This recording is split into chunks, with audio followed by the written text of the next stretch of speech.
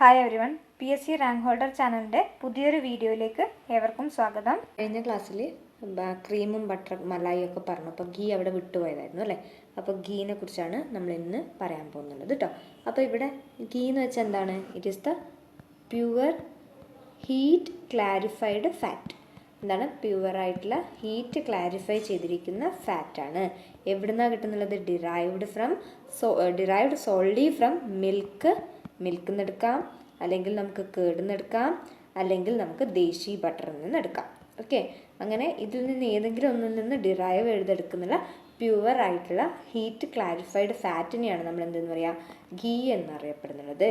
Okay, അതിനൊരു എന്താണ് especially ആയിട്ടുള്ള ഒരു ഡെവലപ്ഡ് ഫ്ലേവർ ഉണ്ട്, അതുപോലെ തന്നെ ഒരു സ്ട്രക്ചർ ഉണ്ട്, ഫിസിക്കൽ സ്ട്രക്ചർ ഉണ്ട് അല്ലേ. അങ്ങനെ നമ്മൾ ഗീ എല്ലാവരും കണ്ടിട്ടുള്ള ഒരു സാധനമാണ് അല്ലേ. അപ്പോൾ ഇന്ത്യനകത്ത് നമ്മൾ നോക്കുകയാണെങ്കിൽ 33% ഇന്ത്യനകത്തുള്ള മൊത്തം മിൽക്ക് പ്രൊഡക്ഷൻ്റെ അകത്തുള്ള 33% മിൽക്കും എന്തിലോട്ടാണ് പോകുന്നുള്ളത്? നമ്മുടെ മിൽക്ക് എന്താണ് ഗീ മാനുഫാക്ചറിങ്ങിന് വേണ്ടിയിട്ടാണ് പോകുന്നുള്ളത്. നമ്മൾ പറഞ്ഞിട്ടുണ്ടായിരുന്നില്ലേ, മിൽക്കിൻ്റെ കോമ്പോണൻസ് പഠിച്ചപ്പോൾ കോസ്റ്റ്ലിയസ്റ്റ് കോമ്പോണൻ്റ് ഏതായിരുന്നു? ഫാറ്റായിരുന്നു അല്ലെ. കോസ്റ്റ്ലിയസ്റ്റ് കോമ്പോണൻ്റ് എന്ന് നമ്മൾ അറിയപ്പെടുന്നത് ഫാറ്റായിരുന്നു. ഇനി ഇതിൻ്റെ പാരാമീറ്റേഴ്സിലോട്ട് പോകുമ്പോൾ, അതായത് FSSAI സ്റ്റാൻഡേർഡ്സിലോട്ട് പോകുമ്പോൾ നമുക്ക് മോയ്സ്ചർ നോക്കാം. ഗീനകത്ത് 0.5% എന്താണ്? മോയ്സ്ചറാണ്. പിന്നെ ബാക്കിയുള്ള 99.5% മിൽക്ക് ഫാറ്റാണ്. ഓക്കെ, ബാക്കിയുള്ള മോയ്സ്ചറൊക്കെ റിമൂവ് ചെയ്തിട്ട് 0.5 ആണ് മോയ്സ്ചർ ഉണ്ടാവുക. ബാക്കി 99.5ഉം എന്താണ്? ഈ പറഞ്ഞിരിക്കുന്ന ഫാറ്റ് കണ്ടൻറ്റിനെയാണ് വരുന്നുള്ളത്. ഓക്കെ, ഫാറ്റ് കണ്ടൻറ്റാണ് ഏറ്റവും കൂടുതലായിട്ട് അതിനകത്ത് വരുന്നുള്ളത്. പിന്നെ നമുക്ക് മെത്തേഡ്സ് ഓഫ് പ്രിപ്പറേഷൻ നോക്കുമ്പോൾ ഒന്നുമില്ല, നമുക്ക് ഏകദേശം ബട്ടറൊക്കെ ഉണ്ടാക്കാൻ അറിയാം. ആ ബട്ടർ വെച്ചിട്ട് നമുക്ക് ഉണ്ടാക്കാവുന്നതാണ്, മിൽക്ക് വെച്ചിട്ട് ഉണ്ടാക്കാവുന്നതാണ്, അതുപോലെ തന്നെ കേട് വെച്ചിട്ട് ഉണ്ടാക്കാവുന്നതാണ്. നമ്മൾ ആദ്യം മിൽക്ക് ഫാറ്റിനെ കോൺസെൻട്രേറ്റ് ചെയ്യണം. മിൽക്ക് ഫാറ്റിന് നമ്മൾ എന്ത് ചെയ്യണം? മിൽക്ക് ഫാറ്റാണല്ലോ ഇതിനകത്ത് 99.5% ഫാറ്റാണ്. അപ്പോൾ ആ മിൽക്ക് ഫാറ്റിനെ നമ്മൾ എന്ത് ചെയ്യണം? കോൺസെൻട്രേറ്റ് ചെയ്യണം. എങ്ങനെ? ഒന്നുകിൽ ക്രീം ആക്കിയിട്ട് അല്ലെങ്കിൽ ബട്ടർ ആക്കിയിട്ട്. അപ്പോൾ ഏതെങ്കിലും ഒരു ഫോമിലേക്ക് നമ്മളതിനെ കോൺസെൻട്രേറ്റ് ചെയ്ത് കൊണ്ടുവരണം. അതിന് ശേഷം നമ്മൾ എന്ത് ചെയ്യും? ഹീറ്റ് ക്ലാരിഫിക്കേഷൻ ചെയ്യും. എന്ത് ചെയ്യും? ഹീറ്റ് ക്ലാരിഫിക്കേഷൻ ചെയ്യും. ഈ ഫാറ്റ് റിച്ച് മിൽക്കിൻ്റെ പോർഷൻ ഉണ്ടല്ലോ, നമ്മൾ ഈ കോൺസെൻട്രേറ്റ് ചെയ്ത ഫാറ്റ് റിച്ച് മിൽക്ക് ഉണ്ടല്ലോ, അതിന് നമ്മൾ ക്ലാരിഫൈ ചെയ്തെടുക്കും. അങ്ങനെ ക്ലാരിഫൈ ചെയ്യുന്നത് എന്തിനു വേണ്ടിയിട്ടാണ്? നമുക്ക് വാട്ടർ കണ്ടൻറ്റ് 0.5% ആയിട്ട് റിഡ്യൂസ് ചെയ്യാൻ വേണ്ടിയിട്ടാണ്. എന്നിട്ട് അങ്ങനെ ക്ലാരിഫൈ ചെയ്യുമ്പോൾ നമുക്ക് കിട്ടുന്നില്ല ഗീ റെസിഡ്യൂ, അതുപോലെ തന്നെ കേർഡ് കണ്ടൻ്റാണ് കേട്ടോ. ഗീ റെസിഡ്യൂ എന്ന് വെച്ചിട്ടുണ്ടെങ്കിൽ കേർഡിൻ്റെ കണ്ടൻ്റാണ്. നമ്മുടെ ഗീ ഉണ്ടാക്കുമ്പോൾ ബാക്കിയായി പോകുന്നില്ല കേർഡിൻ്റെ കണ്ടൻ്റാണ് നമ്മൾ ഗീ റെസിഡ്യൂ എന്ന പേരിൽ അറിയപ്പെടുന്നത്. അപ്പോൾ അതിനെയൊക്കെ നമ്മൾ റിമൂവ് ചെയ്യും. വളരെ സിമ്പിൾ അല്ലേ. നമ്മളെന്താ? മിൽക്ക് ഫാറ്റിനെ കോൺസെൻട്രേറ്റ് ചെയ്യുന്നതാണ് ഒന്നെങ്കിൽ നമുക്ക് ക്രീമിൻ്റെ ഫോമിൽ അല്ലെങ്കിൽ ബട്ടറിൻ്റെ ഫോമിൽ നമുക്കുള്ളതിനെ കോൺസെൻട്രേറ്റ് ചെയ്തെടുക്കാം. എന്നിട്ട് ഹീറ്റ് ക്ലാരിഫിക്കേഷനാണ് ചെയ്യുന്നത്. എന്തിനു വേണ്ടിയിട്ടാണ് ചെയ്യുന്നത്? വാട്ടർ കണ്ടൻറ്റ് 0.5% കുറക്കാൻ വേണ്ടിയിട്ട്. എന്നിട്ട് നമ്മളതിൻ്റെ ഗീ റെസിഡ്യൂ അതുപോലെ തന്നെ മിൽക്ക് കണ്ടൻറ്റൊക്കെ റിമൂവ് ചെയ്താൽ നമ്മുടെ ഗീ റെഡിയായി. ഇതാണ് മെത്തേഡ്സ് ഓഫ് പ്രിപ്പറേഷൻ. ഇനി ഡിഫറെൻറ്റ് 5 മെത്തേഡ്സിനകത്ത് നമ്മളിത് ചെയ്യാറുണ്ട്. ഗീ മേക്കിംഗ് 5 മെത്തേഡിൽ ചെയ്യും. ഒന്ന് നമ്മുടെ ദേശീയ അല്ലെങ്കിൽ ഇൻഡിജീനിയസ് മെത്തേഡ് എന്ന് പറയും. പിന്നെ direct cream method, creamery butter method, pre stratification method, continuous method, അങ്ങനെ 5 മെത്തേഡ് ഉണ്ട്. നമുക്കിത് ഓരോന്നും എന്താണെന്ന് മനസ്സിലാക്കി വെക്കാം. ഓക്കെ, ആദ്യത്തത് ദേശി അല്ലെങ്കിൽ ഇൻഡിജീനിയസ് മെത്തേഡ് എന്നറിയപ്പെടുന്നതാണ്. ദേശി അല്ലെങ്കിൽ ഇൻഡിജീനിയസ് മെത്തേഡ് എന്നറിയപ്പെടുന്ന പ്രിപ്പറേഷനാണ്. അതിനകത്ത് നമ്മൾ മിൽക്കിനെ ഹീറ്റ് ചെയ്യുന്നു. മിൽക്കിനെ ഹീറ്റ് ചെയ്യുമ്പോൾ എന്ത് സംഭവിക്കും? നമുക്ക് മലായി കിട്ടും അല്ലേ. ആ മലായിനെ നമ്മൾ പിന്നീട് എടുക്കും കേട്ടോ. ഒന്നെങ്കിൽ നമുക്ക് മലായിനെ എടുക്കാം, അല്ലെങ്കിൽ നമുക്ക് ഈ ഹീറ്റ് ചെയ്തതിന് ശേഷം മലായി സെപ്പറേറ്റ് ചെയ്യാണ്ട് ഫെർമെൻറ്റേഷന് പോവാം, ഒന്നുകിൽ നമുക്ക് മലായി സെപ്പറേറ്റ് ചെയ്തിട്ട് ഫെർമെൻറ്റേഷന് പോവാം. ഇങ്ങനെ ഫെർമെൻറ്റേഷന് ശേഷം നമുക്ക് കേട് പോലെ കിട്ടും അല്ലേ. അതിനെ നമ്മൾ ചേർണിങ് ചെയ്യും. ആ ചേർണിങ് ചെയ്യുന്ന സമയത്ത് ഈ മലായിനെ നമ്മളിവിടെ ആഡ് ചെയ്യും. ഓക്കെ, ദേശി അല്ലെങ്കിൽ ഇൻഡിജീനിയസ് മെത്തേഡാണ്. മിൽക്ക് എടുക്കുന്നു, മിൽക്കിനെ നമ്മൾ ഹീറ്റ് ചെയ്തിട്ട് ഫെർമെൻറ്റേഷന് വെക്കുന്നു. ഒന്നുകിൽ നമുക്ക് ഹീറ്റ് ചെയ്തിട്ട് മലായിനെ സെപ്പറേറ്റ് ചെയ്തിട്ട് ഫെർമെൻറ്റേഷന് വെക്കാം, അല്ലെങ്കിൽ നമുക്ക് ഡയറക്റ്റ് തന്നെ ഫെർമെൻറ്റേഷന് വെക്കാം. എങ്ങനെയായാലും ഈ ചേർണിങ്ങിൻ്റെ സമയത്ത് ഈ മലായി നമ്മളിവിടെ ആഡ് ചെയ്യുന്നുണ്ട്. മലായി എന്താണെന്ന് നമ്മൾ പഠിച്ചിട്ടുണ്ട്. ഓക്കെ, അങ്ങനെ ചേർണിങ് ചെയ്യുമ്പോൾ നമുക്ക് എന്താ കിട്ടുക? ബട്ടർ കിട്ടും അല്ലേ. കോൺസെൻട്രേറ്റ് ചെയ്തു ആ ഫാറ്റിനെ, നമ്മൾ ബട്ടർ കിട്ടി. ആ ബട്ടറിനെ നമ്മൾ എന്ത് ചെയ്യും? ബോയിൽ ചെയ്യും. ബോയിൽ ചെയ്യുന്നത് ഏത് ഡിഗ്രി സെൽഷ്യസിലാണ്? 110 to 115 ഡിഗ്രി സെൽഷ്യസിൽ നമ്മൾ ബോയിൽ ചെയ്യും. അപ്പം നമുക്ക് എന്ത് കിട്ടും? ക്ലാരിഫൈ ചെയ്തിട്ടുള്ള ഫാറ്റ് പ്ലസ് കേട് നമുക്ക് കിട്ടും. കേടിൻ്റെ കുറച്ച് കണ്ടൻറ്റ് കൂടി ഉണ്ടാവും. അത് നമ്മൾ ഫിൽട്രേഷൻ വഴിയാണ് നമ്മൾ റിമൂവ് ചെയ്യുക. അപ്പം നമുക്ക് ഗീ മാത്രമായിട്ട് കിട്ടും. ഓക്കെ, മിൽക്ക് ഫാറ്റ് എടുക്കുന്നു, ഹീറ്റ് ചെയ്യുന്നു, എന്നിട്ട് ഫെർമെൻറ്റേഷൻ വെക്കുന്നു, ചേണിങ് ചെയ്യുന്നു. ചേണിങ് ചെയ്യുമ്പോൾ നമുക്ക് ബട്ടർ കിട്ടും. നമുക്കറിയാം ആ ബട്ടർ നമ്മൾ ഹൈ ടെമ്പറേച്ചറിൽ 110 to 115 ഡിഗ്രി സെൽഷ്യസിൽ നമ്മൾ എന്ത് ചെയ്യുന്നു, ഹീറ്റ് ചെയ്യുന്നു, ബോയിൽ ചെയ്യുന്നു. അങ്ങനെ ബോയിൽ ചെയ്യുമ്പോൾ നമുക്ക് കേർഡിൻ്റെ കണ്ടൻറ്റും അതുപോലെ തന്നെ ക്ലാരിഫൈഡ് ആയിട്ടുള്ള ഫാറ്റും കിട്ടും. അപ്പോൾ നമ്മൾ ഫിൽറ്റർ ചെയ്യുമ്പോൾ നമുക്ക് ഗീ മാത്രമായിട്ട് സെപ്പറേറ്റ് ചെയ്തെടുക്കാൻ പറ്റും. അപ്പോൾ ഇങ്ങനെ ചെയ്യുമ്പോൾ നമ്മുടെ ഫാറ്റ് റിക്കവറി എന്ന് പറയുന്നത് 75 to 85% ഫാറ്റ് റിക്കവറി നമുക്കിവിടെ ചെയ്യാൻ സാധിക്കുന്നുണ്ട്. അതൊക്കെയാണല്ലോ. നെക്സ്റ്റ് ആണ് ഡയറക്റ്റ് ക്രീം മെത്തേഡ്. എന്താണ് ഡയറക്റ്റ് ക്രീം മെത്തേഡ്? ഇവിടെ എന്ന് പറയുമ്പോൾ നമ്മൾ ബട്ടർ ആക്കുന്നില്ല, പകരം ക്രീമിനെയാണ് എടുക്കുന്നത്. ഡയറക്റ്റ് ക്രീം മെത്തേഡ് എന്ന് പറയുമ്പോൾ മിൽക്ക് എടുക്കുന്നു, മിൽക്കിനെ ജസ്റ്റ് ഒന്ന് വാം ചെയ്യുന്നു, അല്ലെങ്കിൽ ബോയിൽ ചെയ്യുന്നു എന്ന് നമുക്ക് പറയാം. വാം ചെയ്യുന്നു, അതായത് ഒരു 40 to 50 ഡിഗ്രി സെൽഷ്യസിൽ. എന്നിട്ട് നമ്മൾ ക്രീം സെപ്പറേഷൻ ചെയ്യുന്നു. അതിൽ നിന്ന് ക്രീം സെപ്പറേറ്റർ യൂസ് ചെയ്തിട്ട് ക്രീം സെപ്പറേഷൻ ചെയ്യുന്നു. എന്നിട്ട് അപ്പോൾ എത്ര കിട്ടും, ഒരു 60 to 70% ഫാറ്റ് നമുക്ക് അവിടെ കിട്ടും ആ ക്രീം സെപ്പറേറ്റ് ചെയ്യുമ്പോൾ. എന്നിട്ട് അത് നമ്മൾ ഗീ ബോയിലറിലേക്ക് കൊടുക്കുന്നു. ഗീ ബോയിലറിൽ നമ്മളൊരു നേരത്തെ അതേ ഡിഗ്രി സെൽഷ്യസ് ആണ്, 140 to 116 ഡിഗ്രി സെൽഷ്യസിലൊക്കെ നമ്മൾ അതിനെ ബോയിൽ ചെയ്യുന്നു. അപ്പോൾ നമുക്ക് വീണ്ടും ക്ലാരിഫൈഡ് ഫാറ്റും അതുപോലെ തന്നെ കേർഡ് കണ്ടൻറ്റും കിട്ടും. അത് നമ്മൾ ഫിൽറ്റർ ചെയ്യുന്നു, ഗീ നമുക്ക് കിട്ടുന്നു. ഇതാണ് എന്തെന്ന് ഡയറക്റ്റ് മെത്തേഡ്. ഡയറക്റ്റ് മെത്തേഡിനകത്ത് നമ്മൾ ക്രീം എടുക്കുന്നു, ആ ക്രീമിനെ ഗീ ബോയിലറിലോട്ട് കൊടുക്കുന്നു. നേരത്തെ ഇൻഡിജീനിയസ് ദേശീയ മെത്തേഡിനകത്ത് എന്തായിരുന്നു, ബട്ടർ എടുത്തിട്ട് ബട്ടറിനെയാണ് നമ്മൾ ഗീ ബോയിലറിലോട്ട് കൊടുത്തിട്ട് ക്ലാരിഫൈഡ് ഫാറ്റും കേർഡ് കണ്ടൻറ്റും കിട്ടിയിട്ട് അതിനെ ഫിൽറ്റർ ചെയ്തെടുക്കുന്നത്. ഇവിടെ നമ്മുടെ ഇൻഡിജീനിയസ് മെത്തേഡിനകത്ത് 75 to 85% ആണ് നമ്മുടെ ഫാറ്റ് റിക്കവറി ഉണ്ടായത്. ഇവിടെ 90 to 95% ആണ് ഫാറ്റ് റിക്കവറി വരുന്നത്. ഓക്കെ, 90 to 95% ആണ് ഇവിടെ ഫാറ്റ് റിക്കവറി വരുന്നത്. അപ്പോൾ നമ്മൾ രണ്ട് മെത്തേഡ് പഠിച്ചു. ഏതൊക്കെയാണ് പഠിച്ചു? ഇൻഡിജീനിയസ് അല്ലെങ്കിൽ ദേശീയ മെത്തേഡ് എന്ന് പറയുന്ന അറിയപ്പെടുന്ന ഒരു മെത്തേഡും അതുപോലെ തന്നെ ഡയറക്റ്റ് മെത്തേഡ്. ഡയറക്റ്റ് മെത്തേഡിനകത്ത് നമ്മൾ ബട്ടറോ അല്ലെങ്കിൽ വേറെ ഒന്നും ചെയ്യുന്നില്ല, ക്രീം സെപ്പറേറ്ററിൽ ക്രീം സെപ്പറേറ്റ് ചെയ്തെടുത്തിട്ട് അതിനെയാണ് ഗീ ബോയിലറിലോട്ട് നമ്മൾ കൊടുക്കുന്നത്. ഇനി വേറെ ഒന്നാണ് ക്രീമറി ബട്ടർ മെത്തേഡ്. എന്താണ് creamery butter method? Okay, creamery butter method എന്ന് പറഞ്ഞത് ഇവിടെ നമ്മൾ മിൽക്ക് എടുക്കുന്നു, എന്നിട്ട് നമ്മൾ അതിനെ ബോയിൽ ചെയ്യുന്നു അല്ലെങ്കിൽ വാം ചെയ്യുന്നു. 40 to 50 ഡിഗ്രി സെൽഷ്യസിലൊന്ന് വാം ചെയ്യുന്നു. എന്നിട്ട് ക്രീമിനെ നമ്മൾ സെപ്പറേറ്റ് ചെയ്തെടുക്കുന്നു. അപ്പോൾ ഒരു 38 to 40% ഫാറ്റ് നമുക്ക് അവിടെ കിട്ടും. എന്നിട്ട് അതിനെ നമ്മൾ എന്ത് ചെയ്യുന്നു, പാസ്ചറൈസ് ചെയ്യുന്നു. പാസ്ചറൈസ് ചെയ്യുന്നു, എന്നിട്ട് കൂൾ ചെയ്യുന്നു, എന്നിട്ട് ചേണിങ് ചെയ്യുന്നു. ഒന്ന് നോക്കിയാൽ ക്രീം എടുക്കുന്നു, എന്നിട്ട് പാസ്ചറൈസ് ചെയ്യുന്നു, കൂളിങ് ചെയ്യുന്നു, എന്നിട്ട് ചേണിങ് ചെയ്യുന്നു. അപ്പോൾ ഇവിടെ ക്രീമിൻ്റെയും വരുന്നുണ്ട്, ചേണിങ് ചെയ്യുമ്പോൾ എന്താ കിട്ടുക, ബട്ടർ വരും അല്ലേ, ബട്ടർ കിട്ടും. അപ്പോൾ ചേണിങ് ബട്ടറും വരുന്നുണ്ട്, ക്രീമിൻ്റെയും വരുന്നുണ്ട്. അതുകൊണ്ടാണ് ഇങ്ങനെ പറഞ്ഞത്. പിന്നെ ബട്ടർ കിട്ടിയിട്ടുണ്ടെങ്കിൽ നമ്മൾ എന്ത് ചെയ്യും, ഗീ ബോയിലറിൽ വെച്ചിട്ട് ഒരു 114 to 116 ഡിഗ്രി സെൽഷ്യസിൽ ബോയിൽ ചെയ്യുന്നു. നമുക്ക് എന്ത് കിട്ടുന്നു, ക്ലാരിഫൈഡ് ഫാറ്റ് കിട്ടുന്നു. നമ്മളതിനെ ഫിൽട്രേഷൻ ചെയ്യുന്നു, ഗീ കിട്ടുന്നു. ഓക്കെ, അപ്പോൾ എന്താണ് ക്രീമറി ബട്ടർ മെത്തേഡ് എന്ന് പറയുമ്പോൾ മിൽക്ക് എടുക്കുന്നു, 40 to 50% നമ്മൾ വാം ചെയ്യുന്നു. എന്നിട്ട് ക്രീം സെപ്പറേറ്ററിലൂടെ നമുക്കൊരു 38 to 40% ക്രീം കിട്ടുന്നു. അതിന് നമ്മൾ പാസ്ചറൈസ് ചെയ്ത് കൂൾ ചെയ്തിട്ട് ചേൺ ചെയ്യുന്നു. ചേണിങ് ചെയ്യുമ്പോൾ നമുക്ക് ബട്ടർ കിട്ടും. ആ ബട്ടറിനെ നമ്മൾ ഗീ ബോയിലറിൽ ഇട്ടിട്ട് ക്ലാരിഫൈഡ് ഫാറ്റ് കിട്ടുന്നു. അതിനെ ഫിൽറ്റർ ചെയ്യുമ്പോൾ നമുക്ക് ഗീ കിട്ടുന്നു. ഓക്കെ, അതാണ് ഏതിൻ്റെ കേസിൽ, creamery butter method. Okay, creamery butter മെത്തേഡിൻ്റെ കേസിൽ. ഇനി ഒന്നാണ് pre stratification method. Okay, pre stratification method. ഇവിടെ ഇതും ഇതുപോലെ തന്നെ കുറച്ച് ലെങ്തി ആയിട്ടുള്ളൊരു പ്രൊസീജിയർ തന്നെയാണ് കേട്ടോ. ഏതാണ് നമ്മൾ പറഞ്ഞത്, pre stratification method.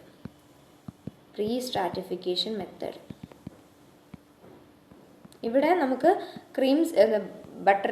Creamery butter method പോലെ തന്നെയാണ്. നമ്മൾ മിൽക്ക് എടുക്കുന്നു, അതിനുശേഷം നമ്മളൊന്ന് വാം ചെയ്യുന്നു. ഒരു 40 ഡിഗ്രി സെൽഷ്യസ് 50 ഡിഗ്രി സെൽഷ്യസ് വരെ നമ്മൾ വാം ചെയ്യുന്നു. എന്നിട്ട് ക്രീം സെപ്പറേറ്റർ യൂസ് ചെയ്തിട്ട് നമ്മളൊരു 38 to 40% ക്രീം സെപ്പറേറ്റ് ചെയ്തെടുക്കുന്നു. അതിനെ നമ്മൾ പാസ്ചറൈസേഷൻ ചെയ്യുന്നു. പാസ്ചറൈസേഷൻ ചെയ്തതിന് ശേഷം നമ്മൾ ജസ്റ്റ് ഒന്ന് കൂൾ ചെയ്യുന്നു. കൂൾ ചെയ്തിട്ട് നമ്മൾ എന്ത് ചെയ്യുന്നു, ചേണിങ് ചെയ്യുന്നു. നേരത്തെ ചെയ്ത പോലെ തന്നെയാണ്. അപ്പോൾ നമുക്ക് ബട്ടർ കിട്ടും. ആ ബട്ടറിനെ നമ്മൾ ഗീ ബോയിലറിലോട്ട് കൊടുത്തിട്ട് ഒരു 80 ഡിഗ്രി സെൽഷ്യസ് വരെ നമ്മളതിനെ ബോയിൽ ചെയ്യും. നേരത്തെ ടെമ്പറേച്ചർ വ്യത്യാസമുണ്ട്. ഇവിടെ 114 to 116 ഡിഗ്രി സെൽഷ്യസ് ആയിരുന്നു. ഇവിടെ 80 ഡിഗ്രി സെൽഷ്യസ് വരെ നമ്മൾ ഗീ ബോയിലറിനകത്ത് വെച്ച് ഇതാക്കുന്നു. എന്നിട്ട് അപ്പോൾ നമുക്ക് 3 ലെയറായിട്ട് കിട്ടും കേട്ടോ. ആ ബോട്ടം ലെയറിനെ നമ്മൾ അവിടുന്ന് ഡിസ്കാർഡ് ചെയ്യുന്നു. എന്നിട്ട് കിട്ടുന്ന ടോപ്പ് ലെയറിനെയും അതുപോലെ തന്നെ മീഡിയം ലെയറിനെയും വീണ്ടും 114 ഡിഗ്രി സെൽഷ്യസിൽ നമ്മൾ ബോയിൽ ചെയ്യുന്നു. എന്നിട്ട് ഫിൽറ്റർ ചെയ്തിട്ട് നമ്മൾ ഗീ എടുക്കുന്നു. ഓക്കെ, ഇതാണ് പ്രീ സ്ട്രാറ്റിഫിക്കേഷൻ മെത്തേഡ്. എന്താണ് സാധാരണ നമ്മൾ ബട്ടറി ക്രീം മെത്തേഡിനകത്ത് ചെയ്തവർ തന്നെയാണ് ടിൽ ഹിയർ. ബട്ടർ കിട്ടിയതിന് ശേഷം നമ്മൾ 80 ഡിഗ്രി സെൽഷ്യസിലൊന്ന് ബോയിൽ ചെയ്തിട്ട് ബോട്ടം ലെയർ 3 ലെയറായിട്ട് കിട്ടും. ആ 3 ലെയറിനെ കുറിച്ച് പറഞ്ഞുതരാം. ആദ്യം ബോട്ടം ലെയർ നമ്മൾ റിമൂവ് ചെയ്ത് കളയുന്നു, ഡിസ്കാർഡ് ചെയ്യുന്നു. പിന്നെ നമുക്കുള്ളത് ടോപ്പ് ലെയറും മിഡിൽ ലെയറും ഉണ്ട്. അതിനെ നമ്മൾ വീണ്ടും ബോയിൽ ചെയ്യുന്നു. 114 ഡിഗ്രി സെൽഷ്യസിൽ വീണ്ടും ബോയിൽ ചെയ്യുന്നു. എന്നിട്ട് അതിനെ ഫിൽട്ടർ ചെയ്തിട്ട് നമുക്ക് ഗീ കിട്ടുന്നു. ഇതാണ് ഏതിൻ്റെ കേസിൽ നടക്കുന്നുള്ളത്, പ്രീ സ്ട്രാറ്റിഫിക്കേഷൻ മെത്തേഡിൻ്റെ കേസിൽ നടക്കുന്നുള്ളത്. അപ്പോൾ ഈ പ്രീ സ്ട്രാറ്റിഫിക്കേഷൻ മെത്തേഡിൽ നമ്മൾ എന്താണ് 3 ലെയേഴ്സ് ഫോം ചെയ്യുന്നതാണല്ലേ.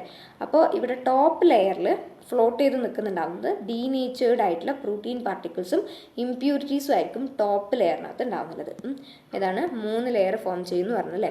ഈ 3 ലെയറിൽ ടോപ്പ് ലെയറിൽ നമുക്ക് എന്താണ് ഡീനേച്ചേർഡ് ആയിട്ടുള്ള പ്രോട്ടീൻ പാർട്ടിക്കിൾസ്, ഡീനേച്ചേർഡ് ആയിട്ട് ഉള്ള പ്രോട്ടീൻ പാർട്ടിക്കിൾസും ഇംപ്യൂരിറ്റീസ് ഒക്കെയാണ് ടോപ്പ് ലെയറിനകത്ത് വരിക.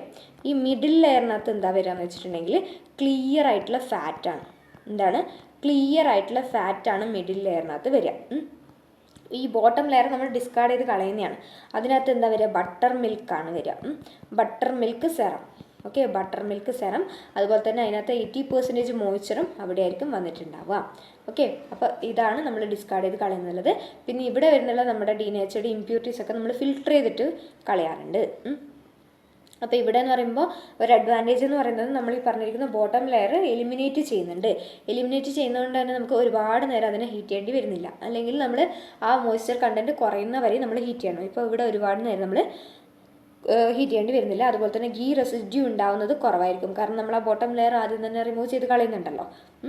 ഓക്കെ, പിന്നെ എന്താണ് ലോവർ അസിഡിറ്റിയിലും അങ്ങനെയുള്ളൊരു ഫാറ്റായിരിക്കും നമുക്കിവിടെ, ഗീ ആയിരിക്കും നമുക്കിവിടെ ഇത് ചെയ്യുമ്പോൾ കിട്ടുന്നുള്ളത്. അപ്പോൾ 4 മെത്തേഡ് നമ്മൾ പഠിച്ചു അല്ലേ. ഇനി ഒന്നാണുള്ളത് ലാസ്റ്റ്, അതാണ് കണ്ടിന്യൂസ് മെത്തേഡ് എന്ന് പറയുന്നത്. എന്താണ് കണ്ടിന്യൂസ് മെത്തേഡ് എന്ന് പറയും. കണ്ടിന്യൂസ് മെത്തേഡ് എന്ന് പറയുമ്പോൾ ഒന്നുമില്ല, സിമ്പിളായിട്ടുള്ളൊരു മെത്തേഡാണ്.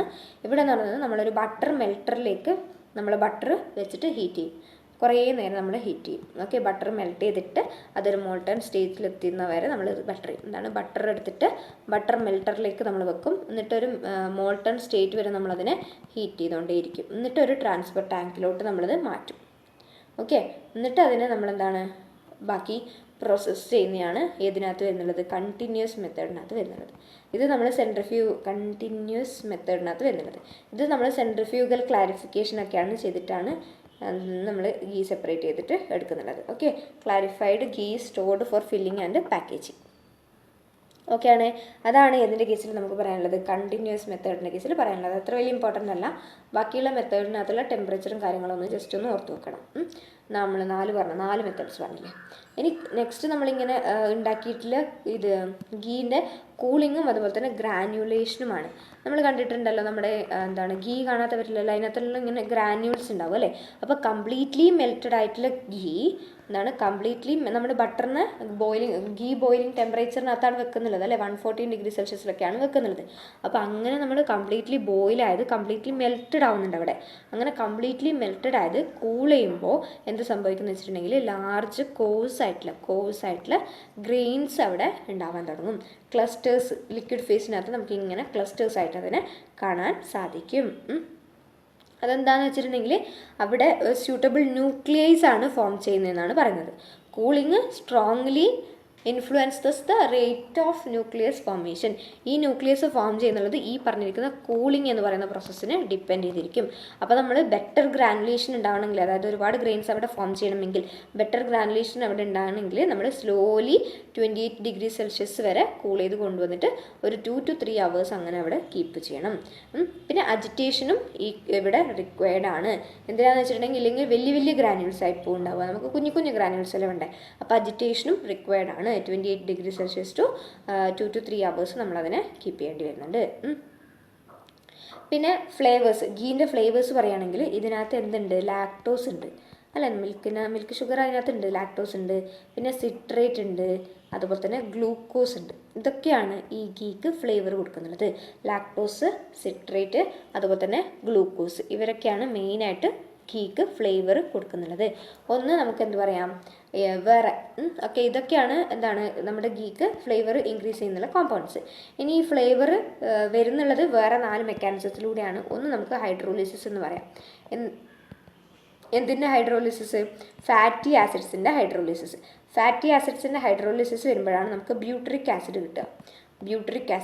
ഈ ബ്യൂട്രിക് ആസിഡ് നല്ലൊരു ഫ്ലേവർ കൊടുക്കുന്നുണ്ട്. നമ്മൾ മിൽക്കിൻ്റെ ക്ലാസ്സിൽ പറയാൻ വിട്ടുപോയതാണ്, ഈ ബ്യൂട്രിക് ആസിഡ് തന്നെയാണ് നമ്മുടെ മിൽക്കിനും ഫ്ലേവർ കൊടുക്കുന്നുള്ളത്. നമ്മൾ ഡൈഅസറ്റൈൽ പഠിച്ചു ഏതിൻ്റെ കേസിൽ, ദഹീൻ്റെ കേസിൽ. അതുപോലെ തന്നെ ഏതായിരുന്നു അസറ്റാൽഡിഹൈഡ് നമ്മൾ യോഗേർട്ടിൻ്റെ കേസിലും പഠിച്ചു. അപ്പോൾ ഇവിടെ മിൽക്കിൻ്റെ കേസിലും ഗീൻ്റെ കേസിലും ഫ്ലേവർ കൊടുക്കുന്നുള്ളത് ഈ ഫാറ്റി ആസിഡ്സിൻ്റെ ഫോർമേഷൻ മൂലം ഉണ്ടാകുന്നുള്ള ബ്യൂട്ടറിക് ആസിഡാണ് ഹൈഡ്രോളിസിസ്. പിന്നെ അതുപോലെ തന്നെ ഓക്സിഡേഷൻ മൂലവും കുറച്ച് ഫ്ലേവർ കിട്ടുന്നുണ്ട്. ഓക്സിഡേഷൻ ആരുടെ ഓക്സിഡേഷൻ? നമ്മുടെ ആൽഡിഹൈഡ്സ് ഉണ്ട്, കീറ്റോൺസ് ഉണ്ട്, അതുപോലെ തന്നെ ആൽക്കഹോൾസ് ഉണ്ട്, ആൽഡിഹൈഡ്സ്, കീറ്റോൺസ്, ആൽക്കഹോൾസ്, പിന്നെ ഹൈഡ്രോ കാർബൺസ്, ഇവരുടെയൊക്കെ ഓക്സിഡേഷൻ വഴി നല്ലൊരു എന്ത് കിട്ടുന്നുണ്ട്? ഫ്ലേവർ കിട്ടുന്നുണ്ട്. പിന്നെ ഡീകാർബോക്സിലേഷൻ വഴിയും നല്ലൊരു ഫ്ലേവർ കിട്ടുന്നുണ്ട്. ഡീകാർബോക്സിലേഷൻ ആൽക്കനോൺസിൻ്റെ ഡീകാർബോക്സിലേഷൻ വഴിയും നല്ലൊരു ഫ്ലേവർ കിട്ടുന്നുണ്ട്. പിന്നെ ഡീഹൈഡ്രേഷൻ വഴിയും നല്ലൊരു ഫ്ലേവർ ഇവിടെ കിട്ടുന്നുണ്ട്. ഓക്കെ ആണല്ലോ. അപ്പോൾ ഇത്രയും കാര്യങ്ങളാണ് നമുക്ക് ഏതിൻ്റെ കേസിൽ പറയാനുള്ളത്? ഗീൻ്റെ കേസിൽ നമുക്കിവിടെ പറയാനുള്ളത്. പിന്നെ അഗ്മാർക്ക് ഓഫ് ഗീ എന്ന് നിങ്ങൾ കേട്ടിട്ടുണ്ടാവുമല്ലോ. അഗ്മാർക്ക് അതായത് agricultural produce act 1936 empowers the central government fix quality standards. കുറച്ച് ക്വാളിറ്റി സ്റ്റാൻഡേർഡ്സ് ഉണ്ട് അഗ്മാർക്കൊക്കെ പോലെയുള്ളത്. അത് ഗീൻ്റെ കേസ് നമ്മൾ പഠിക്കുമ്പോൾ എപ്പോഴും അഗ്മാർക്ക് ഒന്നിച്ച് അതിൻ്റെ കൂടെ പഠിക്കണം. അപ്പോൾ 1936 ആക്റ്റാണ്. ഏതാണ് ആക്ടിൻ്റെ പേര്? Agricultural produce act. Agricultural produce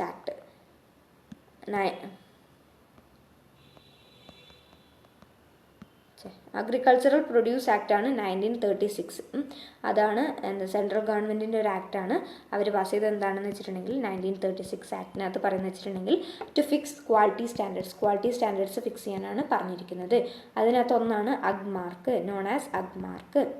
Agmark എന്ന് പറയുമ്പോൾ അഗ്രികൾച്ചറൽ മാർക്കറ്റിംഗ്. ഓക്കെ, അഗ്രികൾച്ചറൽ മാർക്കറ്റിങ്ങിൻ്റെ ഷോർട്ട് ഫോമാണ് ഏത്? അഗ്മാർക്ക് മാർക്കറ്റിംഗ് എന്ന് പറയുന്നത്. ഇതിൻ്റെ ഒബ്ജക്റ്റീവ്സ് എന്ന് വെച്ചിട്ടുണ്ടെങ്കിൽ ഒന്ന് കൺസ്യൂമറിന് to assure the consumer a producer of pre tested quality and purity. നല്ല ക്വാളിറ്റിയും അതുപോലെ തന്നെ പ്യൂരിറ്റി ഉള്ള പ്രൊഡക്റ്റ് നമ്മുടെ കൺസ്യൂമറിന് കൊടുക്കുക. പിന്നെ to enable the manufactures to produce high grade product. ഒരു നല്ല ഹൈ ഗ്രേഡ് പ്രൊഡക്റ്റ് ഉണ്ടാക്കാൻ നമ്മുടെ മാനുഫാക്ചേഴ്സിന് ഇനേബിൾ ചെയ്യാം. പിന്നെ to develop and orderly marketing of the commodities by eliminating malpractice ഒന്നും ഇല്ലാണ്ട് നമ്മൾ നല്ലൊരു പ്രൊഡക്റ്റ് ഉണ്ടാക്കുക. ഓക്കെ, പ്രൊഡ്യൂസറിൽ നിന്ന് കൺസ്യൂമറിലേക്ക് മാൽപ്രാക്ടീസസ് ഒന്നും ഇല്ലാണ്ട് നല്ലൊരു പ്രൊഡക്റ്റ് കൊടുക്കുക. ഇതൊക്കെയാണ് മെയിനായിട്ടുള്ള അതിൻ്റെ ഉദ്ദേശം എന്ന് പറയുന്നത്. ഓക്കെയാണ്. ഇനി പാക്കേജിങ്ങിലോട്ട് വരുമ്പോൾ, നമ്മുടെ ഗീൻ്റെ പാക്കേജിങ്ങിലോട്ട് വരുമ്പോൾ നമുക്കറിയാം എന്താണ്? ടിൻ ക്യാൻസിൽ, ലാക്വേർഡ് ടിൻ ക്യാൻസിനകത്ത് കൊടുക്കാറുണ്ട്, ഗ്ലാസ് ബോട്ടിൽസ് കൊടുക്കാറുണ്ട്. പിന്നെ HDPE സെമി റിജിഡ് ആയിട്ടുള്ള കണ്ടെയ്നേഴ്സാണ് HDPE എന്ന് പറയാം. PET ബോട്ടിൽസ്, ടെട്രാ പാക്ക്, പിന്നെ ഫ്ലെക്സിബിൾ ആയിട്ടുള്ള ഫിലിംസ് അല്ലെങ്കിൽ ഫ്ലെക്സിബിൾ ആയിട്ടുള്ള പൗച്ചസിലൊക്കെ നമുക്ക് എന്ത് ചെയ്യാറുണ്ട്? ഈ ഗീ നമ്മൾ പാക്ക് ചെയ്യാറുണ്ട്. അപ്പോൾ ghee is filled in packaging material at A temperature of 40 to 45 degree Celsius. ഒരു 40 to 45 ഡിഗ്രി സെൽഷ്യസ് ടെമ്പറേച്ചറിലാണ് നമ്മൾ ഗീ നമ്മുടെ പാക്കേജിങ്ങിനകത്ത് ഫില്ല് ചെയ്യുന്നുള്ളത്. അപ്പോൾ ഒരു 6 to 12 months ഒക്കെ നമുക്കതിനെ സ്റ്റോർ ചെയ്യാൻ സാധിക്കും. ഓക്കെ, ഒരു 21 ഡിഗ്രി സെൽഷ്യസിലൊക്കെ നമ്മൾ സ്റ്റോർ ചെയ്യുകയാണെങ്കിൽ 6 to 12 months ഒക്കെ ഉണ്ട്, അതിന് ഷെൽഫ് ലൈഫ് ഉണ്ട് കേട്ടോ. അപ്പോൾ ഇത്രയും കാര്യങ്ങളാണ് ഗീനെ കുറിച്ച് നമുക്ക് മെയിനായിട്ട് മനസ്സിലാക്കേണ്ടിയുള്ളത്. പിന്നെ കുറച്ച് ടേംസ് ഉണ്ട് കേട്ടോ. അതായത് റിഫ്രാക്റ്റീവ് ഇൻഡെക്സ്, നമ്മുടെ ഗീൻ്റെ റിഫ്രാക്റ്റീവ് ഇൻഡെക്സ് എത്രയാണ്? ജസ്റ്റ് ഒന്ന് നോട്ട് ചെയ്ത് വെച്ചോളൂ. റിഫ്രാക്റ്റീവ് ഇൻഡെക്സ് എത്രയാണ്? 1.4157 to 1.4566. 1.4566 ഇതാണ് ഇത് റിഫ്രാക്റ്റീവ് ഇൻഡെക്സ് എന്ന് പറയുന്നത്. എന്താണ് റിഫ്രാക്റ്റീവ് ഇൻഡെക്സ്? നമ്മൾ അഡൾട്രേഷൻ്റെ ഒരു ഇൻഡിക്കേറ്ററാണ്. അതുകൊണ്ട് തന്നെ ഗീൻ്റെത് എത്രയാണ്? 1.4157 തൊട്ട് 1.41 തൊട്ട് 1.45 വരെയാണെന്ന് ഓർത്ത് വെക്കുക. ഓക്കെ, പിന്നെ ഒരു അയഡിൻ നമ്പർ വരുന്നുണ്ട്. അയഡിൻ നമ്പറും സാപ്പോണിഫിക്കേഷനും നമ്മൾ പഠിക്കാനുണ്ട് കേട്ടോ. അത് നമ്മൾ എടുത്തു തരാം. അയഡിൻ നമ്പർ എന്ന് പറയുമ്പോൾ it is defined as the number of grams of iodines. എന്താണ്? Number of grams of iodine absorbed by 100 gram of fat. അതായത് 100 gram ഓഫ് ഫാറ്റ് അബ്സോർബ് ചെയ്തിരിക്കുന്ന iodine grams, 100 grams of fat എത്രത്തോളം iodine absorb ചെയ്യും അതിനെയാണ് നമ്മൾ iodine number എന്ന് പറയുന്നത്. എത്രത്തോളം അബ്സോർബ് ചെയ്യും എന്നാണ് നമ്മൾ അയഡിൻ നമ്പറിലൂടെ ഉദ്ദേശിക്കുന്നത്. ഓക്കെ, 100 gram ഓഫ് ഫാറ്റ് എത്രത്തോളം അയഡിൻ അബ്സോർബ് ചെയ്യും അതിനെയാണ് നമ്മൾ അയഡിൻ നമ്പർ എന്ന് പറയാം. ഈ നമ്പർ ഉണ്ടല്ലോ, ഈ അയഡിൻ നമ്പർ എന്ന് പറയുന്നത് എന്തുമായിട്ട് ലിങ്ക് ചെയ്തിരിക്കുന്നു? അയഡിൻ നമ്പർ എന്ന് പറയുന്നത് അൺസാച്ചുറേറ്റഡ് ലിങ്കേജസുമായിട്ട് ബന്ധപ്പെട്ടിരിക്കുന്നു. Unsaturated linkages. അപ്പോൾ അതായത് അയഡിൻ നമ്പർ നമുക്ക് എത്ര കിട്ടുന്നു, അത് എന്തിൻ്റെ ഇൻഡിക്കേഷനാണ്, അത്രത്തോളം അൺസാച്ചുറേറ്റഡ് ലിങ്കേജസ് അവിടെ പ്രസൻ്റ് ആയിട്ടുണ്ട് എന്നാണ് അർത്ഥം. ഒരു നമ്മുടെ ഇതിൻ്റെത് 26 to 35 ആണ് വരിക, 26 to 35 ആണ് വരിക. ബാക്കിയുള്ള ഫാറ്റ്സിനൊക്കെ കമ്പയർ ചെയ്ത് നോക്കുമ്പോൾ ഗീൻ്റെ അയഡിൻ നമ്പർ കുറവാണ്. എന്താണ് 100 ഗ്രാം ഫാറ്റ് എത്രത്തോളം അയഡിനെ അബ്സോർബ് ചെയ്യും, അതാണ് അയഡിൻ നമ്പർ. അപ്പോൾ വീണ്ടും അയഡിൻ നമ്പറായിട്ട് ഒരു ക്ലാസ് എടുക്കണ്ടല്ലോ, ഇവിടെ തന്നെ നമ്മൾ പറഞ്ഞു. ഓക്കെ, പിന്നെ ഒരു നമ്പറാണ് RM നമ്പർ എന്ന് പറയും. RM നമ്പർ എന്ന് പറയും, അതെന്ന് വെച്ചിട്ടുണ്ടെങ്കിൽ റേച്ചേർഡ് മെയ്സൽ നമ്പർ. എന്താണ് RM നമ്പർ നോക്കിക്കോളൂ, റേച്ചേർഡ് മെയ്സൽ നമ്പർ, റേച്ചേർഡ് മെയ്സൽ നമ്പർ എന്ന് പറയുന്നത്. So it is defined as the number of ml of n/10 sodium hydroxide.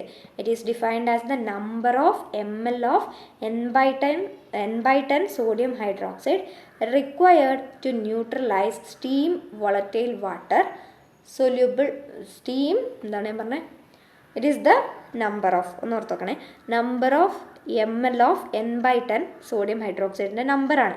എത്രത്തോളം ml n/10 സോഡിയം ഹൈഡ്രോക്സൈഡ് ആവശ്യമുണ്ട് എന്തിനു വേണ്ടിയിട്ട്, ടു ന്യൂട്രലൈസ് സ്റ്റീം വോളറ്റൈൽ ആയിട്ടുള്ള വാട്ടർ സൊല്യൂബിൾ ആയിട്ടുള്ള ഫാറ്റി ആസിഡ്സ്. എന്താണ് സ്റ്റീം വോളറ്റൈൽ ആയിട്ടുള്ള വാട്ടർ സൊല്യൂബിൾ ഫാറ്റി ആസിഡ്സിനെ ന്യൂട്രലൈസ് ചെയ്യാൻ വേണ്ടിയിട്ട് എത്രത്തോളം ml of n/10 sodium hydroxide required ആണ്, അതാണ് നമ്മൾ റേച്ചേർഡ് മെയ്സൽ നമ്പറിലൂടെ നമ്മൾ നോക്കുന്നുള്ളത്. ഓക്കെ, റേച്ചേർഡ് മെയ്സൽ നമ്പറിലൂടെ നമ്മൾ നോക്കുന്നുള്ളത്. ഓക്കെ, മെയിനായിട്ട് നമ്മൾ പറയുകയാണെങ്കിൽ നമുക്ക് കാപ്രോയിക് ആസിഡ് അതുപോലെ തന്നെ ബ്യൂട്രിക് ആസിഡിൻ്റെ മെഷറാണ് ഇതെന്ന് നമുക്ക് പറയാം. ഓക്കെ, ഇവിടെ നമ്മൾ steam volatile water soluble fatty acids എന്ന് പറഞ്ഞില്ലേ, അതിന് പകരം നമുക്ക് കാപ്രോയിക് ആസിഡും ബ്യൂട്രിക് ആസിഡിൻ്റെ മെഷറാണെന്ന് നമുക്ക് പറയാം. ഇവിടെ വാല്യൂ എത്രയാണ്, 17 to 35 ആണ്. അപ്പോൾ iodine number 26 to 35, RM number 17 to 35 വരും.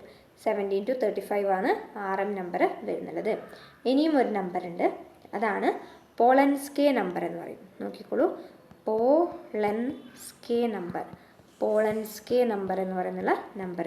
ഇവിടെയും എന്താണ് നമ്മുടെ ml of n/10 sodium hydroxide തന്നെയാണ് എന്തിന് required to neutralise steam volatile water insoluble fatty acids.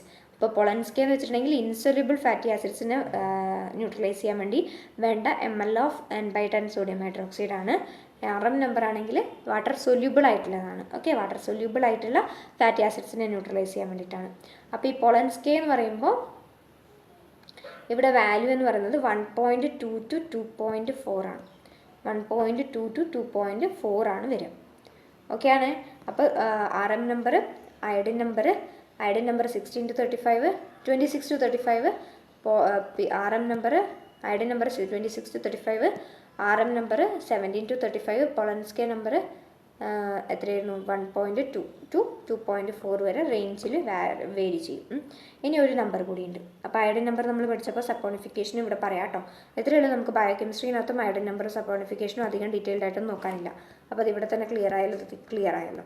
അപ്പോൾ ഓക്കെ, സപ്പോണിഫിക്കേഷൻ നമ്പർ എന്ന് പറയുമ്പോൾ ഇതും ഇതുപോലെ തന്നെ ഒരു സാധനമാണ്. ഇവിടെ എന്ന് പറയുമ്പോൾ it is defined as the number of milligrams of potassium hydroxide required to saponify 1 gram of fat. 1 gram ഫാറ്റിനെ സാപ്പോണിഫൈ ചെയ്യാൻ വേണ്ടിയിട്ട് നമുക്ക് ആവശ്യമുള്ള മില്ലിഗ്രാമാണ് കേട്ടോ, മില്ലിഗ്രാംസ് ഓഫ് പൊട്ടാഷ്യം ഹൈഡ്രോക്സൈഡിൻ്റെ വാല്യൂ ആണ് എന്തെന്ന് പറയുന്നത്, സാപ്പോണിഫിക്കേഷൻ നമ്പർ എന്ന് പറയുന്നത്. ഓക്കെ, ഇത് നമുക്ക് പറയുമ്പോൾ ഒരു 210 തൊട്ട് നമുക്കൊരു 230 വരെ പോകാം. സാപ്പോണിഫിക്കേഷൻ നമ്പർ ഓഫ് ഫാറ്റ് എന്ന് പറയുന്നത് 210 തൊട്ട് 230 വരെ പോവാം. ഈ സാപ്പോണിഫിക്കേഷൻ നമ്പർ എന്തിൻ്റെ ഇൻഡിക്കേഷനാണ്? It is the average molecular weight of fatty acid. Fatty ആസിഡ്സിൻ്റെ ഒരു ആവറേജ് ഫാറ്റിൻ്റെ മോളിക്കുലാർ വെയിറ്റിൻ്റെ ഇൻഡിക്കേഷനാണ് സാപ്പോണിഫിക്കേഷൻ നമ്പർ. അയഡിൻ നമ്പർ എന്തിൻ്റെ ഇൻഡിക്കേഷൻ ആയിരുന്നു? റിഫ്രാക്റ്റീവ് ഇൻഡെക്സിൻ്റെ. ഓക്കെ ആണല്ലോ. പിന്നെ മെൽറ്റിംഗ് പോയിന്റ് ഒരു 30 to 40 ഡിഗ്രി സെൽഷ്യസ് ഓർത്ത് വെച്ചാൽ മതി, മെൽറ്റിംഗ് പോയിന്റ്. അപ്പോൾ ഇത്രയാണ് ഘീനെ കുറിച്ച് പറയാനുള്ളത്. ഇനി ഇതിന് കുറച്ച് ഡിഫക്ട്സ് കൂടിയുണ്ട്, അപ്പോൾ അതും കൂടി നമ്മൾ നോക്കിയോട്ടെ. ഡിഫക്ട്സിൻ്റെ കേസ് പറയുമ്പോൾ സ്മോക്കി ഫ്ലേവർ വരാം. അതെന്തുകൊണ്ടായിരിക്കും സ്മോക്കി ഫ്ലേവർ വരുന്നത്? നമ്മൾ പറഞ്ഞു സ്മോക്കി ഫയറാണ് യൂസ് ചെയ്യുന്നതെങ്കിൽ സ്മോക്കി ഫ്ലേവർ വരാം. പിന്നെ ഓവർ കുക്ക്ഡ് അല്ലെങ്കിൽ ബേൺട്ട് പോലെ നമുക്കിങ്ങനെ കുറച്ച് അതിൻ്റെ കളറൊക്കെ മാറിയിട്ട് കാണാറുണ്ട്. അതെന്തുകൊണ്ടാണ്? ഹൈ ടെമ്പറേച്ചർ നമ്മൾ യൂസ് ചെയ്യുന്നുണ്ട്. പിന്നെ അണ്ടർ കുക്ക്ഡ് വരാറുണ്ട്.